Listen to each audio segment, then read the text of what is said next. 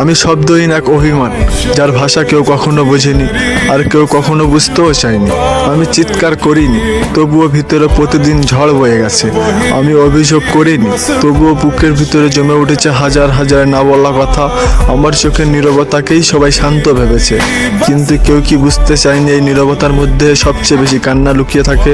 আমি অভিমান করেছি বলেই তো দূরে যাইনি। আমি চেয়েছিলাম কেউ একটুখানি পাশে এসে বলুক কি হয়েছে তোমার, কিন্তু কেউ প্রশ্ন করেনি। সবাই শুধু ধরে নিয়েছে আমি ঠিক আছি।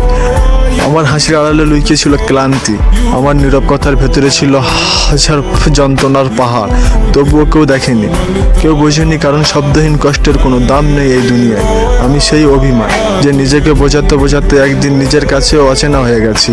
আমি সেই কষ্ট, যাকে কেউ কখনো গুরুত্ব দেয়নি, যাকে সবাই সবসময় ঠিক হয়ে যাবে বলে এড়িয়ে গেছে। কতটা যন্ত্রণা নিয়ে ঘুরে ফিরি তা একমাত্র সৃষ্টিকর্তাই ভালো জানে। অতিরিক্ত ভালোবাসা একদিন বিচ্ছেদের কারণ হয়ে দাঁড়ায়। আমাকে বাস্তবতা শেখাও। আমি নিজের ধ্বংস দেখে নিজেই হাসি। ভালো থাকার অপেক্ষা করতে করতে একদিন মৃত্যু এসে জীবনটাকে থমকে দেবে।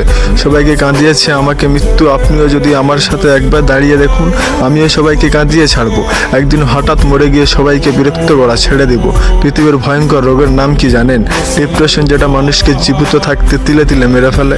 মনের গোপন চিহ্ন নাই, মনের আকুতি বুঝো নাই, শুধু নিজেরটাই ভেবেছ সুখী হতে পারবে কি? দয়া করে সুখী হও। আমাকে যে মানুষটা ছেড়ে গেছে তার একটা বিচ্ছেদ হোক, অন্তত তার জানা দরকার ছেড়ে যাওয়ার মানুষটার ভিতরে কি হয়।